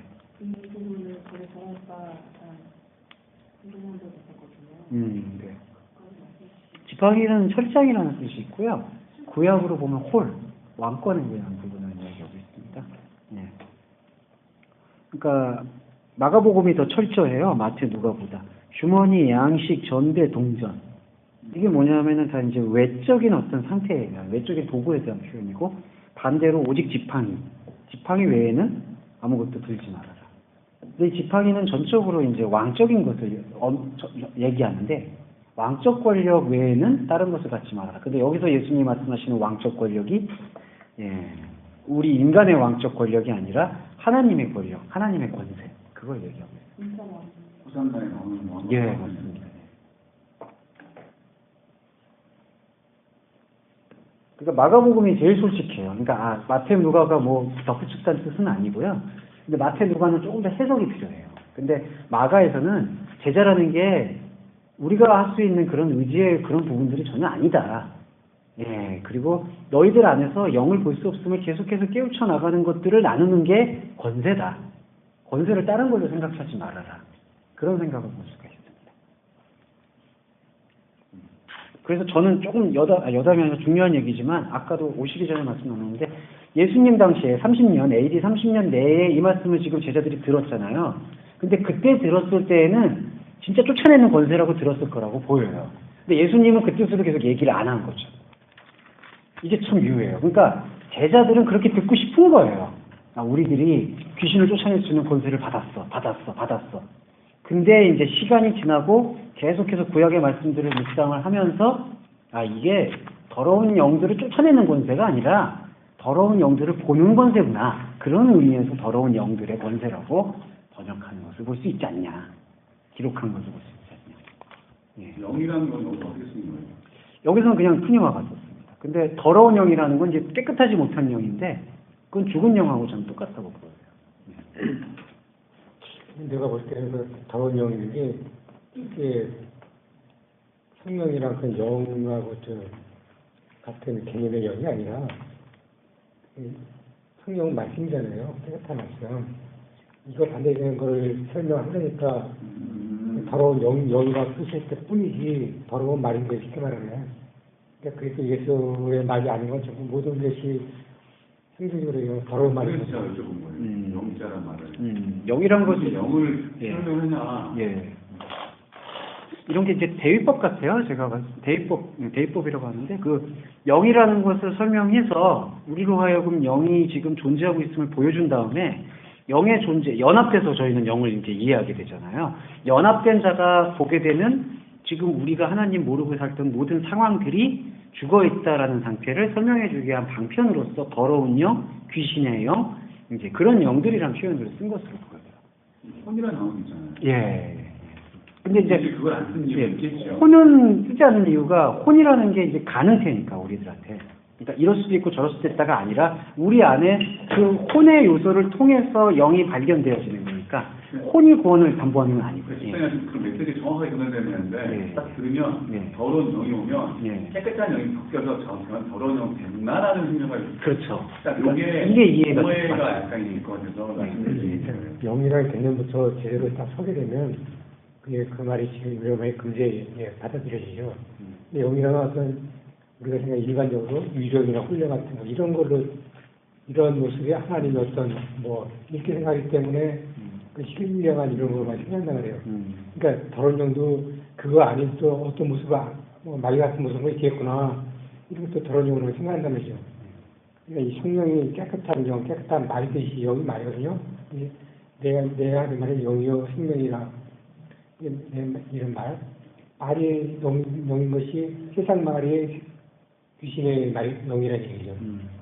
어떤 훈련이나 신비적인 그런 존재가 아니라 그리고 깨끗한 말은 또 예수잖아요. 예, 그렇죠. 예. 그게 부합되고 원시 하나가 되는 거잖아요. 예. 그렇죠? 그러니까 영은 그런 깨끗함을 담고 있는 단 하나, 하나님의 상태. 그렇게. 이게 왜 우리가 영어 써놨는지 이게 약간 예. 순간 들으면 이해되지만 예. 근데 이게 풀이하는 과정에서는 잘못하게 하다가 오해가 셈이라죠. 그런 거 가지고 고민하라고 이렇게 아까 비유를 했다지 모든 성경 말씀이 네, 알겠습니다. 이제 들리면 어떡하라고. 나는 진주가 된 상태지만 이렇게 들으시면 넘어가는 거는 꼬리고 같습니다. 중요한 말씀이세요. 예. 아, 그리고 또 말씀드리면 아까 신령하다라고 말씀한 거지. 그러니까 무속적으로. 그런 거를 성경적으로 표현하자면 그건 짜르키적인 거예요. 육적인 거라고 얘기하는 겁니다. 그러니까 육적인 것 안에 우리가 권선님 뭐 그런 사람들 많이 봤잖아요. 막 영이 있다, 기운이 흐른다. 근데 실제로 기운이 있을 수도 있거든요. 그 팀장님도 경험하신 뭐 예전에 은사 체험 말고도 뭐 싸한 경험들 있잖아요. 예. 그 수호 선생님도 그런 경험이 정훈 선생님도 있으시죠? 태가 체험 같은 거 혹시 안 해보셨나요? 얘는 거기 한번 가봐야 돼요. 한번 가보시죠. 반창문생 가봐요. 싼 경험을 한번. 그러니까 그런 걸 육적이라고 표현을 해요. 그러니까 조금 더 말씀드리면 요즘에 관상기도를 하거나 요즘 뭐 신비기도 같은 걸 많이 하는 게 사실은 육적기도예요, 그게. 그러니까 육적기도가 과연 성경적으로 의미가 있느냐? 저는 거의 없다고 보거든요. 그게 참 위험한 거 아닙니까? 그 위험성이 상상에 의해서 하나님 신령한 영과 접붙이면 된다라는 생각. 네. 그거 자체가 되게 그러니까 위험성이 많아요. 그러니까 자기 주관적 체험이 지금 결합됐다라고 생각하는 거니까 이게 참 아쉬움이 큽니다. 경주교회에서 한번 해봤잖아요, 경주교회. 아, 그래요? 거기서도? 거기 빙빙 돌면서 걸으면서 무건 소원하면서. 아, 근데 그 목사님이 되게 신비적 영성을 추구한다고 그렇게 얘기를 하시더라고요. 경주교회요? 네. 경주가 눈 많이 떠졌네요. 예, 그래서 경전님하고 좀 얘기를 나눴는데 제가 그건 뭐 딴 건 얘기하는데 그거는 분명히 아니다. 그러니까 영성이라는 개념 자체를 우리가 다리 봐야 된다. 난 너무 놀랐어요. 제 건물 안에서 통화로 머무려 놓잖아요. 거기서 말 안 하고 빙빙 돌아. 그렇게 하면은 뭐, 얘기가 그게 침묵기도의 또 다른 거라고. 근데 그게 감리교 멀쩡한 목사님이 그러는데 코스타 가서 강사한 목사님인데 당연히 그것도 동주야. 미쳤구나. 그때는 지네가 맞다는 거지. 그래 알았다. 나는 말씀드리겠습니다. 그게 아닙니다. 미안하다. 지금은 생각의 변화가 좀 있으셔서 영성의 개념은 그건 아니다라고 말씀드려요. 근데 성경 말씀은 어린아이건 연로하신 분이건 여자건 남자건 동일하게 읽혀야 되고 동일하게 적용돼야 되거든요. 근데 개인적인 체험은 무조건 내면화되는 것이 다른 사람들 똑같이 체험을 해야지만이 그럼 그건 아니지. 이게 맞으려면 그런 차원에 가서도 그런 건 기본적으로 아니다라고 끌 수 있는 거죠. 대화를 하더라도 내가 체험하는 하더라도 내가 아니 내가 전 이만 썼다니까요. 진짜 뜨셨대요. 제자도 지금 가고 아내도 갔는데 뜨셨대. 우리 아베 못 믿으세요. 진짜 뜨셨어요. 갔는데 좀 이만큼 몸이 둥둥 떴어요. 이게 아니라 이렇게 누워있는데 이게 증인이. 거품을 한 시간 먹고 거품 들어서 다 쓰고 그런데도 그게 아니라고 안 되니까. 진짜 대단하세요. 근데 체험이 원래 체험의 발목을 좀 많이 잡지 않나요? 근데 그렇게 하다가는 몸쪽으로 때려 쓰러져. 바로 쓰러질 수 있겠어. 내가 와이프 때리면 와이프한테 방언 주고 이런 줄 모르. 우리 누님이 그거 아니야. 그분이 그런 뒤에 집회로 어떤 뭐 심사 숙제로 뭐 대선 치료가 막 그런 거 말인데 누나 들었잖니 요청이 안 하더래.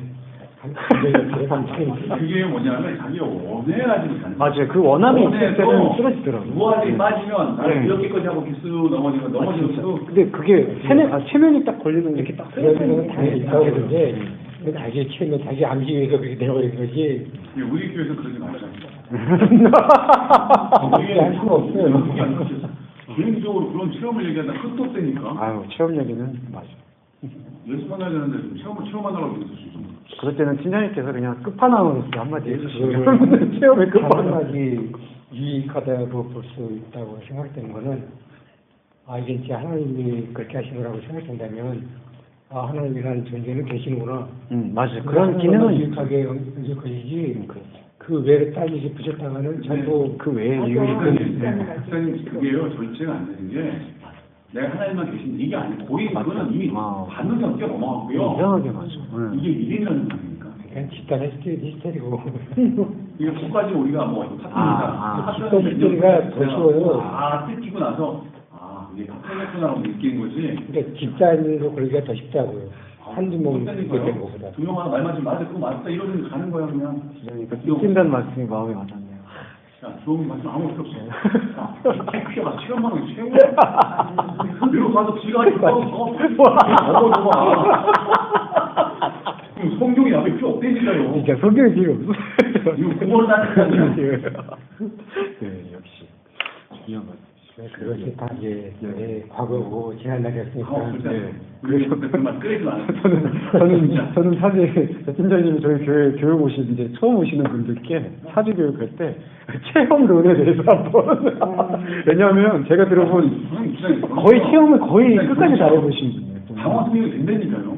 종교 체험은 거의 다 해보신 방어 승리가 된다니까 내가. 이거는 그러니까 종교 우리 교회 이미가 들어갔지.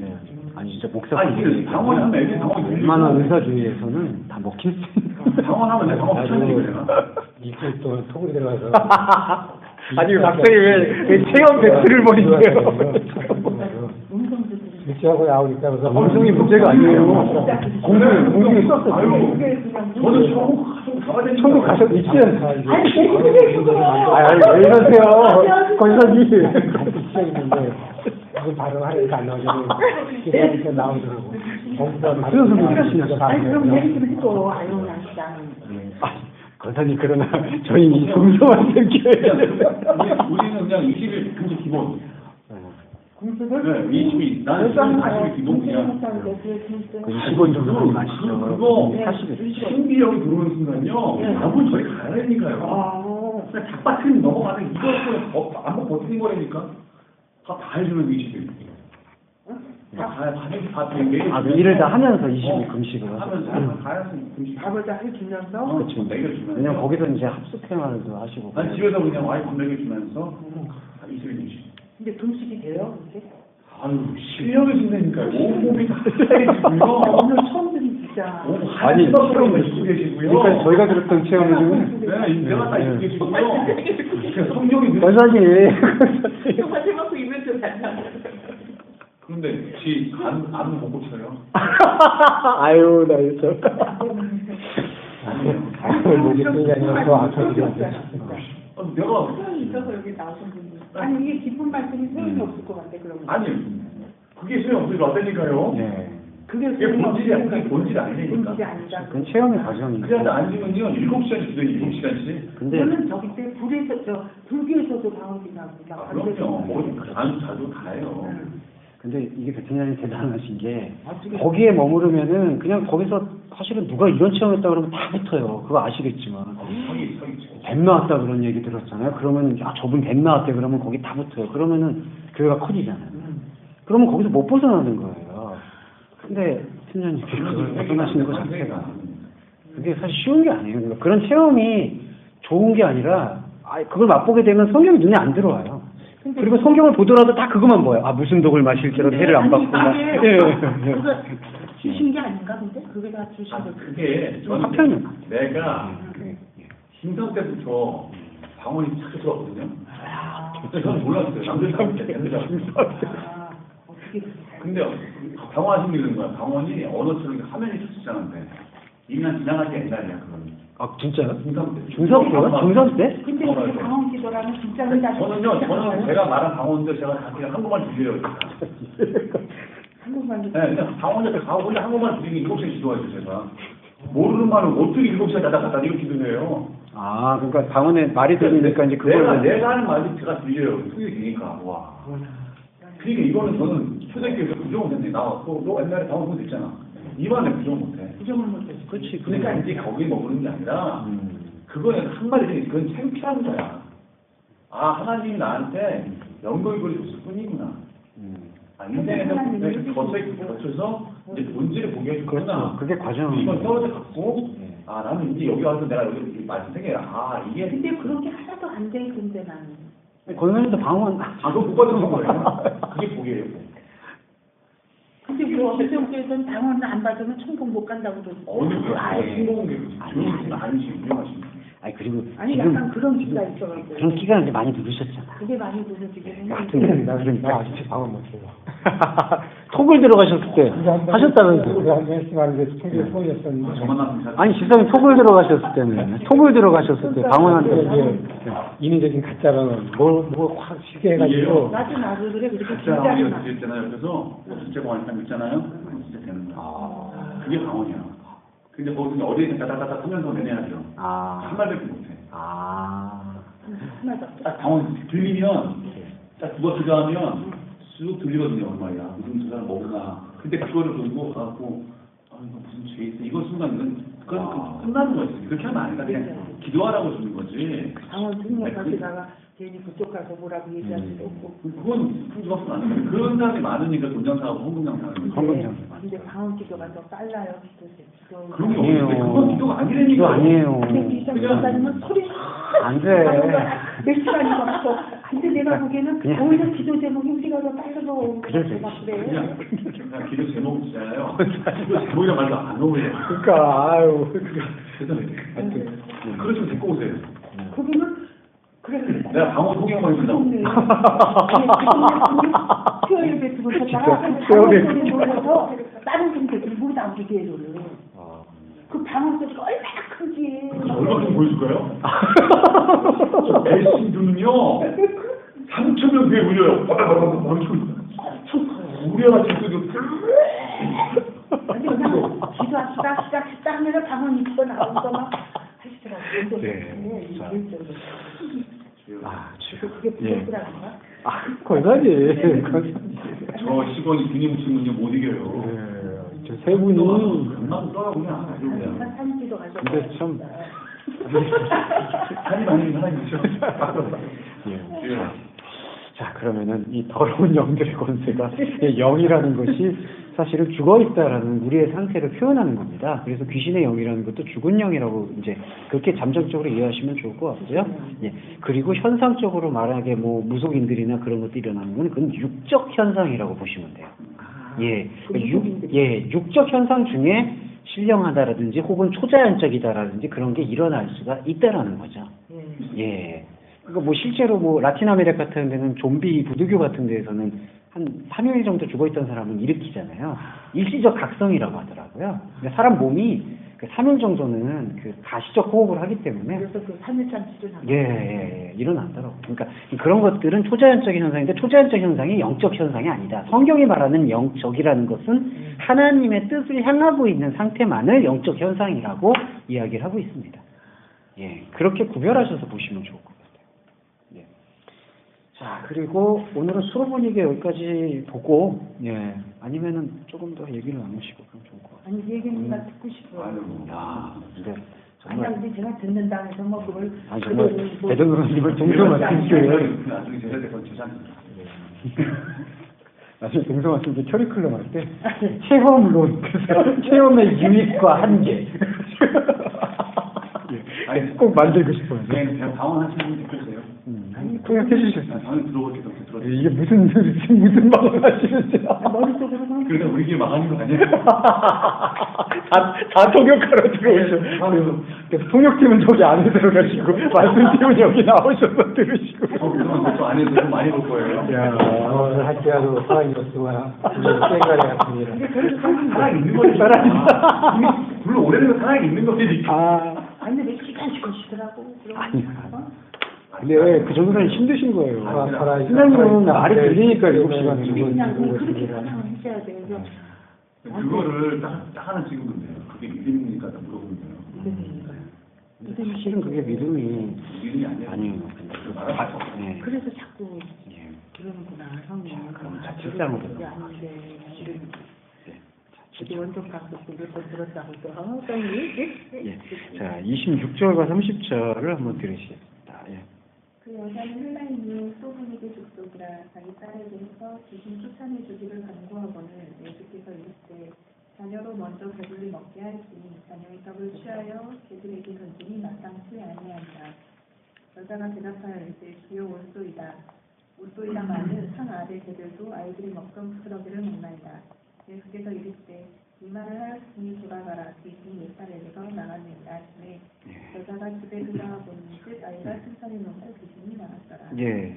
일단 그 헬라 이게 가장 오해되고 있는 게요. 왜 오해냐면요.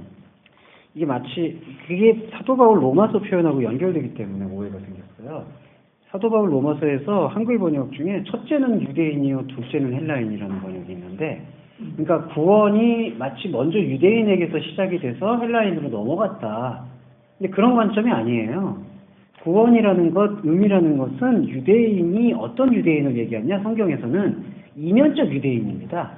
이면적 유대인이라는 것은 육적인 혈통으로는 구원을 받을 수 없고 영적인 혈통을 통해서 구원을 받을 수 있음을 마음으로 받아들인 사람을 이면적 유대인이고, 그 유대인이 생명의 구원에 참여하는 겁니다. 그 이면적 유대인은 인종이나 종족이나 문화나 시대를 다 떠나서 하나님의 말씀을 들을 수 있는 창세전에 예비되어 있는 생명 존재들에게 주어져 있는 것이죠. 그러면 여기서는 수로보니게 여인의 믿음이 정말 나는 정말 예수님의 아니면 하나님의 진짜 부스러기만 먹었어도 믿음을 구원을 받겠습니다. 부스러기만 먹어도 족하겠습니다. 그런 겸손한 믿음을 지금 찬양하는 게 아니라 예수님이 이끌고자 하는 이 말씀의 목적은 부스러기가 진짜라는 거예요. 예. 무슨 얘기냐면 여기 28절에서 식탁 아래에 있는 어린아이의 부스러기들로부터 먹는다. 근데 이 식탁이라는 단어가 그냥 이런 식탁이라는 그 사물의 용어를 표현하는 게 아니라 은행이라는 뜻입니다. 이 어원이. 돈을 바꿔주는 곳이라는 뜻이고요. 그건 뭐냐면 한마디로 힘을 가진 것, 기득권. 예, 그러니까 이제 어떤 자리를 차지하는 곳, 한 자리 차지하는 곳. 근데 여기 보시면 식탁 아래에 떨어진 부스러기를 먹는다. 이 부스러기라는 건 조각이라는 뜻인데요. 이게 왜 조각이 되냐 하면요. 하나님의 것이 아닌 상태를 살아가고 있는 바닷속, 이제 죽음의 바닷속을 살아가고 있는 상태는 항상 뭉쳐요. 예. 그래서 왕을 세워요. 그래서 우상숭배가 다 그런 거예요. 흩어지면 죽을 것 같아요. 불안하고. 그러니까 우리 삶에서도 불안하고, 내가 어디 속해 있지 않으면, 내가 어디 직장을 안 다니면, 뭐 이런 식으로 딱 불안해요. 그러다 보니까 계속 뭉치죠. 근데 부스러기는 뭐냐면 그걸 다 흩어뜨리는 겁니다. 예. 그게 아까 예수님이 혼자 계실 때.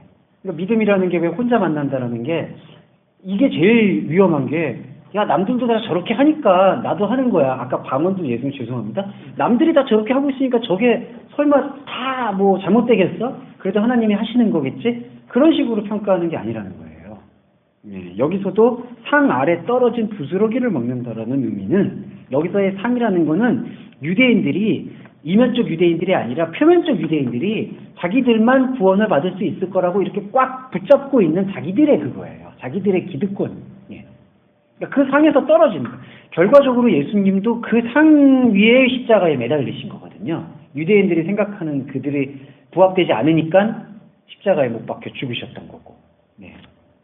그래서 이 의미는 그 부분을 여기서 살려서 읽으셔야 될 것 같습니다. 아까 유대인들이 이면지기라고 하셨는데 네.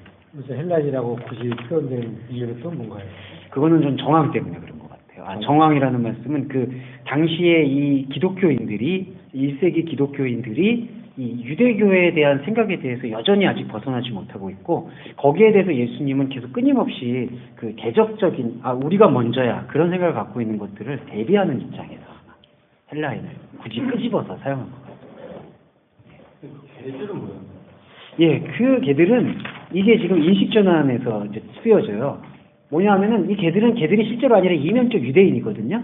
근데 그걸 이면적 유대인으로 보지 않는 사람들의 눈에는 그게 개들이에요. 왜냐하면 율법도 마찬가지인 것이죠.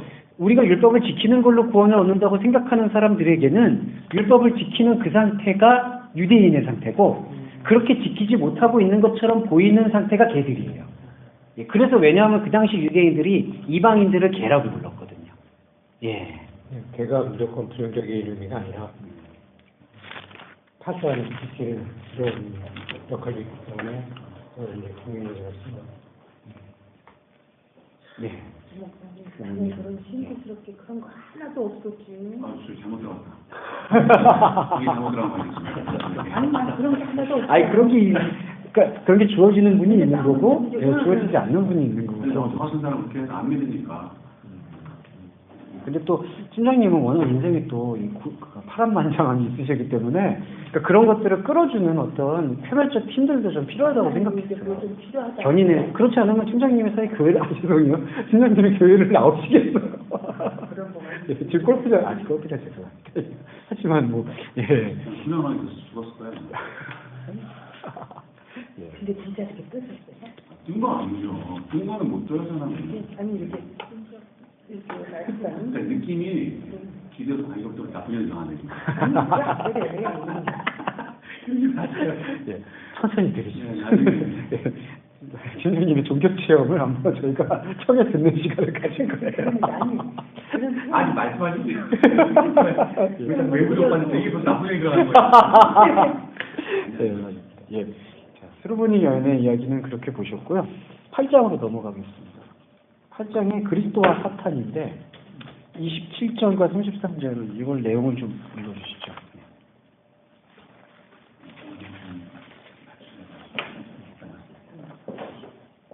33절까지 다 읽을까요? 네. 아니 27절이죠. 27절. 네. 27절에서 30절. 예수와 제자들이 빌립보 가이사랴 여러 마을에 나갔을 때 길에서 제자들에게 물어 이르시되 사람들이 나를 누구라 하느냐. 제자들이 여자와 이르되 세례 요한이라 하고 저는 엘리야 저는 선지자 중에 하나라 하더이다. 또 물으시되 너희는 나를 누구라 하느냐.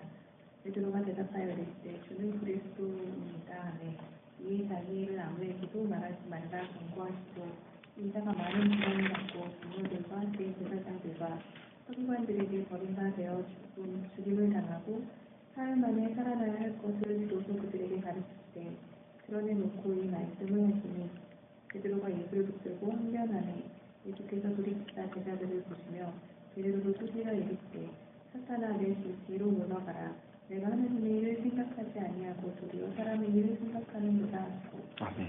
네. 요 마가복음에 보시면 베드로에 대해서 가장 냉정한 입장입니다. 마태복음이나 누가복음에서는 그래도 그런 표현들이 있거든요. 다요나 시모나 복이 있다. 내가 이 반석 위에 교회를 세우겠다. 마가복음에서는 그런 말이 전혀 없어요. 그냥 바로 넘어갑니다. 29절에서 베드로는 썩 좋은 질문을 하였죠. 좋은 대답을 하였죠. 주는 그리스도입니다.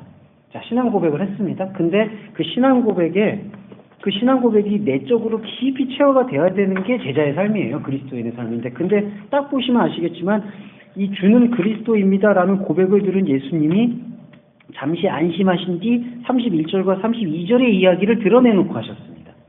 십자가에서 죽임당하고. 근데 보시면 31절에서요. 죽임당한 이야기만 나온 게 아니라요.